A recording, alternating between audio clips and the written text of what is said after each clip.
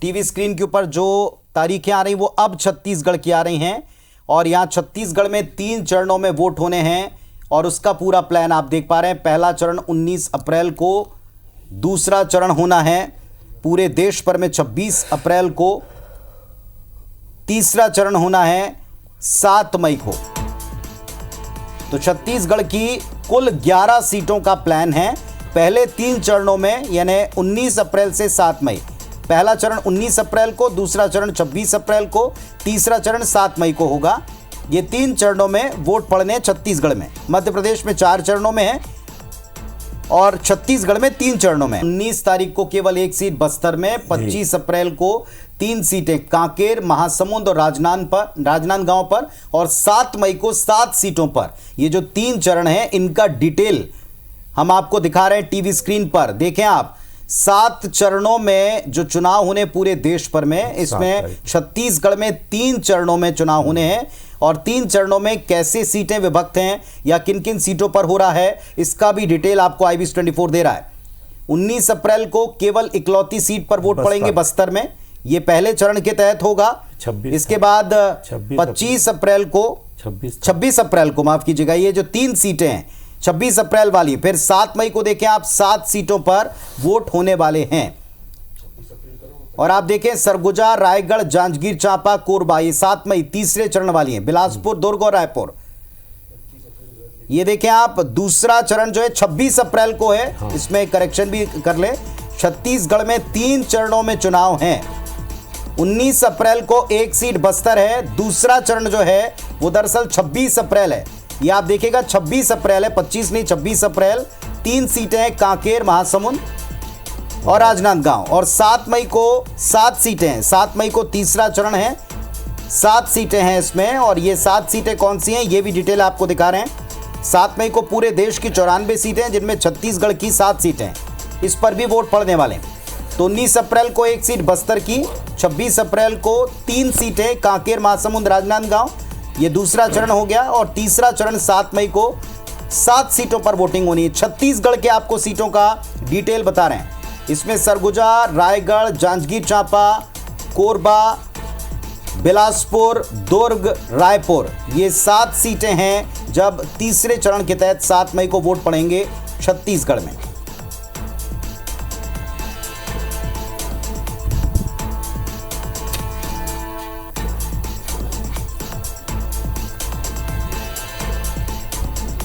और इस वक्त हमारे साथ में राजेश राज भी जुड़े हुए हैं और साथ में छत्तीसगढ़ के तमाम रिपोर्टर साथियों के साथ में बुंदेलखंड से ब्रजेश भी जुड़े हुए हैं। लेकिन पहले मैं राजेश के पास आपको लिए चलूंगा। राजेश, छत्तीसगढ़ में 3 चरणों में चुनाव होने हैं, कार्यक्रम आ चुका है।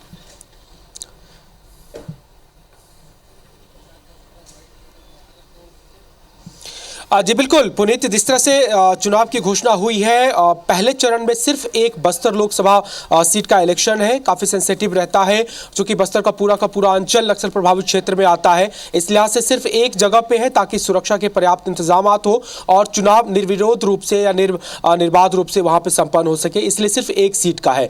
दूसरा जो लगा हुआ चरण है, जो 19 के बाद 26 अप्रैल की जो घोषणा हुई है, उसमें 3 लोकसभा सीट है। वो भी कहीं ना कहीं आंशिक तौर पर बस्तर से सटा हुआ और नक्सल प्रभावित क्षेत्र में ही आता है। वो राजनांदगांव की बात हो या फिर कांकेर की बात हो, तो उसमें भी उसी लिहाज से, सुरक्षा के लिहाज से ही फिर इन 3 सीटों को शामिल किया गया है। उसके बाद जो तीसरे चरण का है 7 मई में, उसमें ये बाकी जितने 7 सीटें हैं उस पर चुनाव की घोषणा की तैयारी की गई है। अमूमन ऐसा ही चुनाव होता रहा है छत्तीसगढ़ में। रायपुर में मौजूद हूँ, राजधानी की बात कर ले तो रायपुर लोकसभा और महासमुंद लोकसभा सीट, ये 2 रायपुर संभाग की सीटें हैं। रायपुर की बात करें तो 1999 से लेकर के अब तक बीजेपी का परचम रहा है। यहां पे लगातार बीजेपी के सांसद जीतते आए हैं लोकसभा सीट पे। इस तरह से इसे कहें कि 25 सालों से ये सीट अभेद किला बन गया है बीजेपी के लिए और एक कीर्तिमान भी रहा है। अभी की बात करें तो राजेश हम आपके पास में लौटते हैं। फिलहाल स्टार जैन मेरे सहयोगी जुड़ गए हैं छत्तीसगढ़ से, उनका रुख कर रहे हैं और पहली प्रतिक्रिया लेने के लिए मौजूद हैं वे मंत्री जी के पास में। जी स्टार, आपके पास आ रहे हैं। जी देखिए, छत्तीसगढ़ में लोकसभा चुनाव की घोषणा हो चुकी पूरे देश भर में। छत्तीसगढ़ की बात करें तो 3 चरणों में होना है, जिसमें पहला 19 अप्रैल, 26 अप्रैल और 7 मई। लखन देवांगन जी हमारे साथ मौजूद है, बीजेपी के मंत्री भी हैं। चुनाव की तारीखों का ऐलान हो चुका है, पहली प्रतिक्रिया क्या है, किस प्रकार से 3 चरणों में दिया गया है? लोकतंत्र की चुनाव बहुत बड़ा त्यौहार है। प्रजातंत्र में जनता को अधिकार रहता है कि 5 साल में अपने मताधिकार का प्रयोग करें और अपने अच्छे सरकार को चुनें। इसलिए प्रजातंत्र मजबूत ही होती है, लोकतंत्र व्यवस्था अच्छी होती है। और निश्चित तौर पर चुनाव आयोग के द्वारा जो आज घोषणा हुआ है तारीखों का, जैसे हमारे छत्तीसगढ़ में 19 अप्रैल, 26 अप्रैल और 7 मई को छत्तीसगढ़ में चुनाव संपन्न होना है। हम तो आपके माध्यम से सम्मानी भाई बहनों से निवेदन करेंगे, आग्रह करेंगे कि चुनाव शांतिपूर्ण करें, किसी भी तरह से कहीं पर हुड़दंग न हो और बड़े शांति के साथ में चुनाव संपन्न हो और अपने लोकतंत्र व्यवस्था को हम लोग और मजबूत बनाएं, ऐसा हम काम करेंगे। चुनाव आयोग ने 4M पे फोकस किया है, उस पर ज़्यादा ध्यान दिया जाएगा, muscle power, money power, miss information और MCC वायलेशंस। तो इसको किस रूप से देखते हैं आप? देखिए, चुनाव आयोग निष्पक्ष चुनाव कराना चाहती है और निष्पक्ष चुनाव होना भी चाहिए। निष्पक्ष चुनाव होता है तभी हमारे जैसे कमज़ोर तबके के लोग चुनाव जीत सकते हैं, और नहीं तो धन बल और जन बल की लड़ाई होता है। मैं भी जहाँ से चुनाव लड़ के आया हूँ, जन बल और धन बल की लड़ाई थी। एक तरफ धन बल था, एक तरफ जन बल था। बाकी निर्वाचन आयोग कड़ाई के साथ धन बल को रोकना चाहती है, तो ये प्रजातंत्र की व्यवस्था में मजबूती आएगी। गरीब से गरीब व्यक्ति, जैसे कि हमारे प्रधानमंत्री, चाय बेचने वाले बेटा आज प्रधानमंत्री हैं, हमारे एक सामान्य परिवार के व्यक्ति आज प्रदेश के मुख्यमंत्री हैं माननीय विष्णुदेव साय। तो चुनाव आयोग निष्पक्ष चुनाव करेगा, तभी सभी व्यक्तियों को अच्छा मौका मिलेगा और जनता अपना निष्पक्ष चुनाव कर पाएगा। अगर प्रलोभन के माध्यम से होता है तो जनता निष्पक्ष चुनाव नहीं कर पाता। और निर्वाचन आयोग को तो हम निवेदन करेंगे कि निष्पक्ष और चुनाव कराए, कड़ाई से कड़ाई व्यवस्था रखे। बीजेपी कितनी तैयार है इस चुनाव के लिए? बीजेपी तो पूरा 12 महीना जनता के बीच में रहती है, हमेशा चुनाव के लिए तैयार रहते हैं। कार्यकर्ता हमारे सक्रिय रहते हैं, हमेशा जनता के बीच में जाकर कुछ न कुछ कार्यक्रम करते रहते हैं, कभी भी जनता से दूरी नहीं रहता और हमेशा जनता चलिए, तो के बीच में जाकर स्टार काम करते बातचीत हैं। करें। लखनलाल देवांगन जी कैबिनेट मंत्री हैं उनसे, लेकिन इस वक्त हमारे साथ में तमाम साथी जुड़ गए। राजेश से हमने बातचीत कर ली और जितेंद्र धवायत भी इस वक्त हमको जुड़े दिख रहे हैं, अभिषेक सोनी हमको जुड़े दिख रहे हैं। फिलहाल हम रुक करेंगे जितेंद्र आपका। जितेंद्र, छत्तीसगढ़ में 3 चरणों में चुनाव होने हैं और बिलासपुर वाला जो पूरा हिस्सा है 7 मई तीसरे चरण में रायपुर, बिलासपुर, कोरबा, रायगढ़, जांजगीर चांपा, दुर्ग, सरगुजा यहां वोट पड़ने हैं। बताएं तैयारियों को लेकर, क्या प्लानिंग में कोई चेंज करेंगे दल अब इस प्लान के सामने आने के बाद कि 3 चरणों में वोट पड़ेंगे?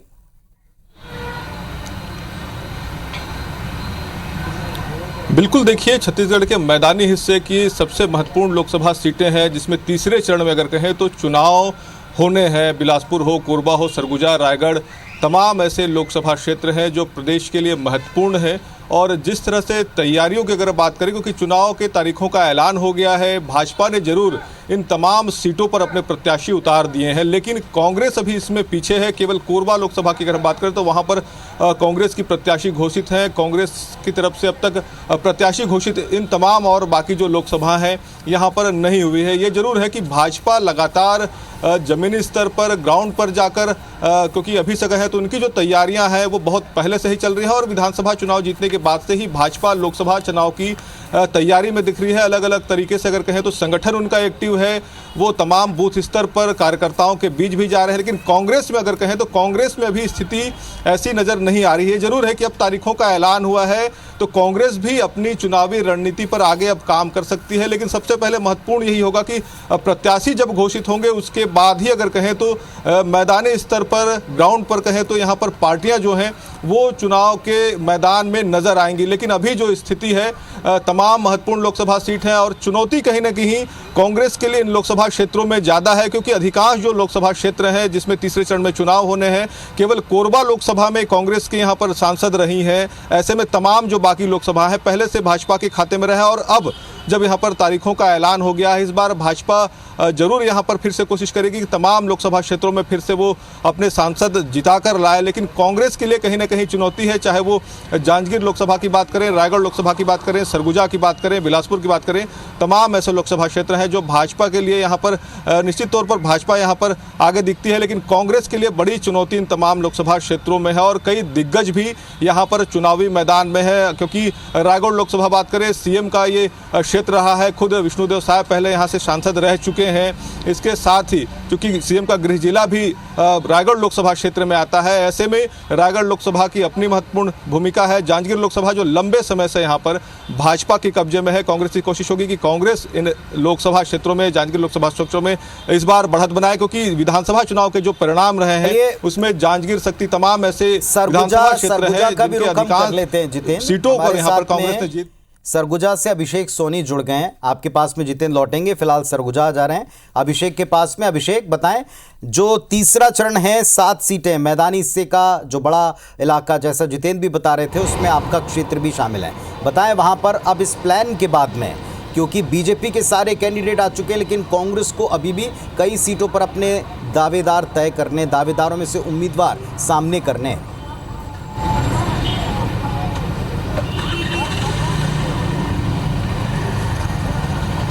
निश्चित रूप से पुनीत जी, जिस तरह से तारीखों के ऐलान के बाद एक तरह से कहा जा सकता है कि राजनीतिक दल तो पहले से ही चुनाव की तैयारी में जुट गए थे। प्रशासनिक महकमा भी पूरी तरीके से सजग हो चुका है। जैसे ही आचार संहिता की घोषणा हुई, नगर निगम का अमला जो बैनर पोस्टर हैं उन्हें हटाने के लिए सड़कों पर उतर चुका है और जिस तरह से कवायद होनी चाहिए आचार आदर्श संहिता की, उसको लेकर कवायद की जा रही है। सरगुजा जो लोकसभा क्षेत्र है वो बेहद ही महत्वपूर्ण रहा है, चाहे वो छत्तीसगढ़ बनने के पहले की बात करें या छत्तीसगढ़ बनने के बाद की बात करें। छत्तीसगढ़ बनने के बाद यहाँ से जो कांग्रेस है उसे विजयश्री हासिल नहीं हो सकी है। लगातार जो 4 बार जो सांसद रहे हैं वो भाजपा के रहे हैं और इस बार भी भाजपा ने चिंतामणि महाराज को अपना प्रत्याशी बना दिया है और चिंतामणि महाराज लगातार चुनाव कैंपेनिंग में जुटे हुए हैं। वो डोर टू डोर जाने की तैयारी कर चुके हैं। साथ ही साथ कार्यकर्ताओं को एक्टिव कर दिया गया है कि कार्यकर्ता गाँव चलो अभियान या दूसरे अभियान के जरिए लोगों तक पहुंच सके, मोदी सरकार की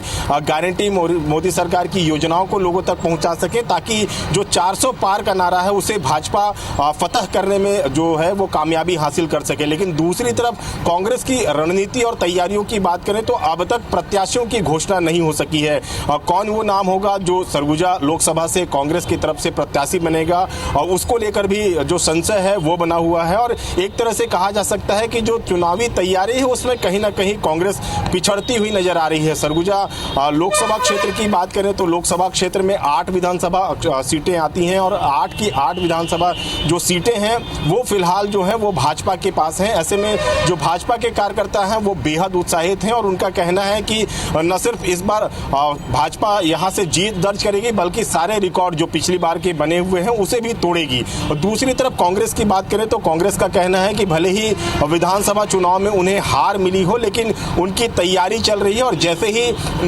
नाम की घोषणा होगी, प्रत्याशी के नाम पर मुहर लगेगी, प्रत्याशी अपनी तैयारी करेगा, लेकिन पार्टी जो है वो अपनी तैयारी में जुट गई है।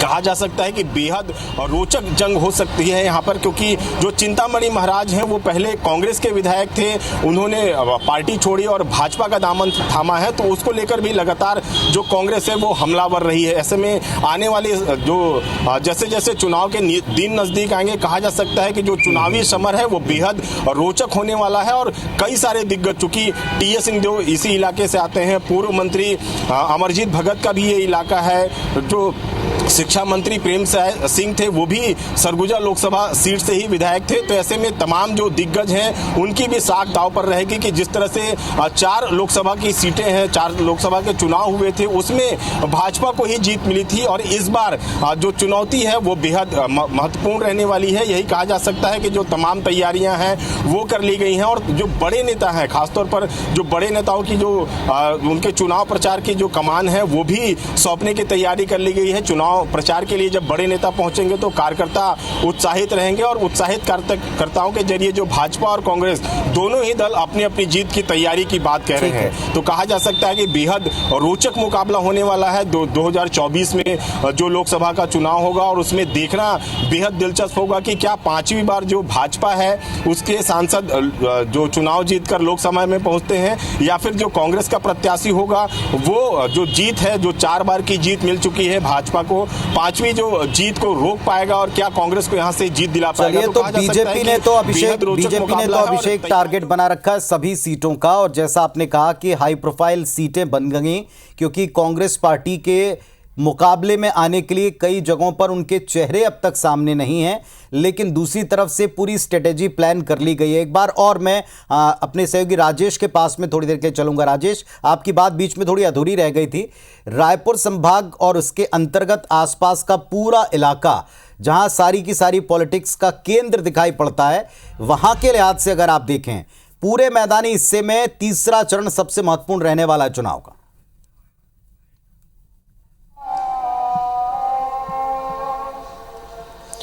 जी बिल्कुल पुनीत, देखिए रायपुर संभाग में 2 लोकसभा सीट आती है, एक तो रायपुर और दूसरा महासमुंद। रायपुर की बात करें तो रायपुर लोकसभा क्षेत्र के अंतर्गत 8 विधानसभा है, जिसमें रायपुर की 4 विधानसभा सीटें उत्तर, दक्षिण, पश्चिम और ग्रामीण, इसके अलावा धरसीवा, आरंग, अभनपुर और एक होता है बलौदाबाजार। ये 8 विधानसभा सीटें मिलकर के रायपुर लोकसभा बनाती है।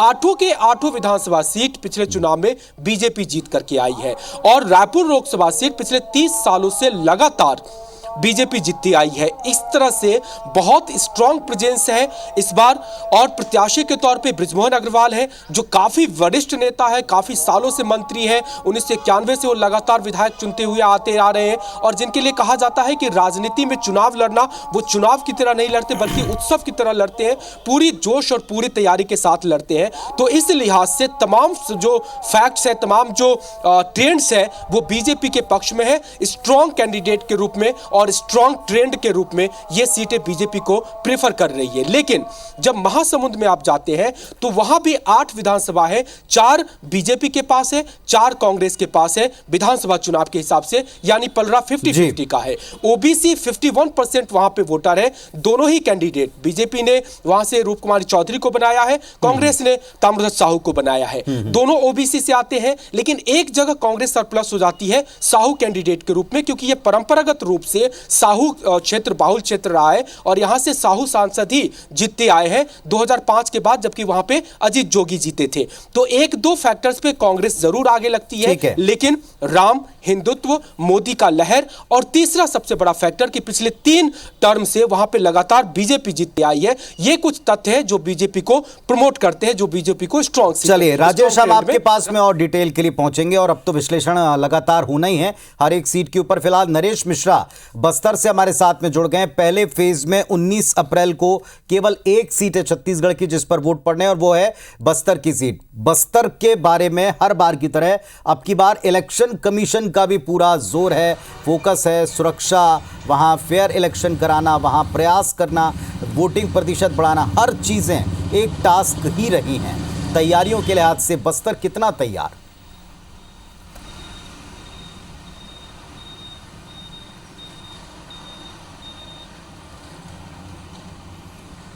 देखिए पुनीत, पूरी तरह से बस्तर में तैयारियां लोकसभा चुनाव को लेकर कर ली गई हैं और जिस तरह से आप देखें नए कैंप खोले गए हों या सुरक्षा के लिहाज से भी जो तैयारियां की गई हैं वो काफ़ी पहले से ही चल रही थी। विधानसभा चुनाव के बाद से ही इस बात पर पुलिस का और प्रशासन का जोर था कि बस्तर में नक्सल हिंसा को कम किया जाए। और अगर आज के दौरान भी अपेक्षाकृत घटनाएं कम हुई हैं, खासतौर पे चुनाव के दौरान जो पोलिंग पार्टी है या वोटिंग जब होती है तब। लेकिन अगर पिछले कुछ समय में देखें, अगर दिसंबर से लेकर आप अभी तक का आंकड़ा उठाएंगे तो सिलसिलेवार जो आम ग्रामीणों की, नेताओं की हत्याओं का सिलसिला बढ़ा है।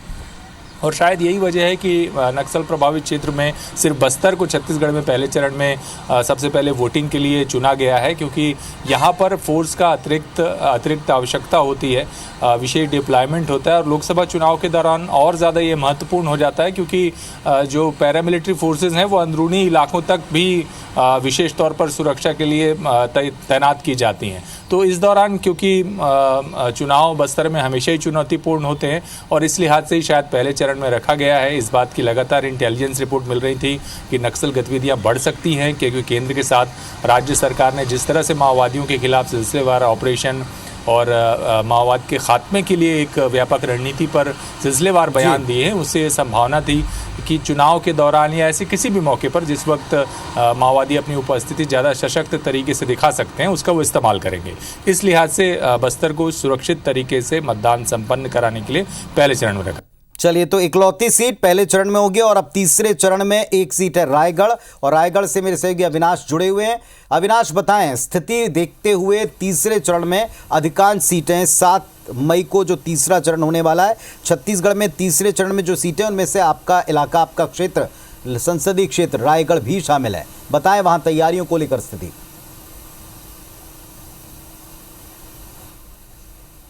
जी बिल्कुल, तीसरे चरण पे 7 मई को जो इलेक्शन होने वाले हैं, रायगढ़ लोकसभा सीट भी शामिल है।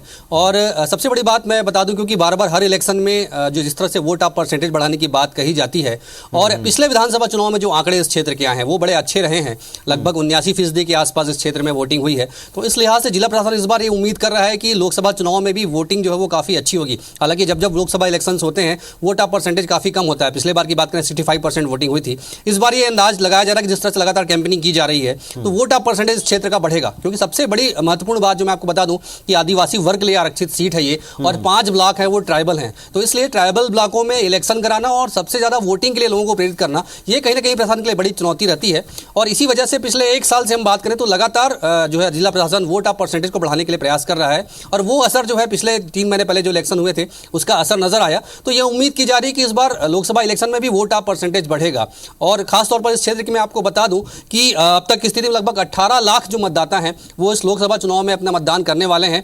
और इस बार भी इस सीट से महिला मतदाताओं की संख्या काफी अधिक है। 9,24,000 महिला मतदाता हैं जो कि मतदान करने वाले हैं, जबकि पुरुष मतदाताओं की बात करें तो लगभग 9,04,000 पुरुष मतदाता हैं वो मतदान करेंगे। 43 ट्रांसजेंडर कुल मिलाकर जितने बड़े, आपने सही बात की अविनाश, जितना बड़ा इलेक्शन हो वहां पर वोटिंग प्रतिशत को बढ़ाना उतना ही मुश्किल होता है, क्योंकि लोकल बॉडीज में सीधे प्रत्याशियों का मतदाताओं के साथ कनेक्ट है। लेकिन यहां आयोग से लेकर पार्टियों को भी बहुत मेहनत करनी होगी, और जैसा आयोग ने बार बार कहा कि आप सब भी जाएं और वोट अवश्य आप करिएगा, क्योंकि ये उनके भारी 5 साल के और पिछले 2.5 साल के प्रयासों की तरफ एक पहला कंस्ट्रक्टिव कदम होगा और सही सरकार चुनने की तरफ होगा। आप सबको धन्यवाद, आप सबसे अपडेट हम लेते रहेंगे। फिलहाल ये पूरा चुनावी प्लान आ चुका है, एक एक डिटेल हर पहलू पर विश्लेषण IANS 24 पर जारी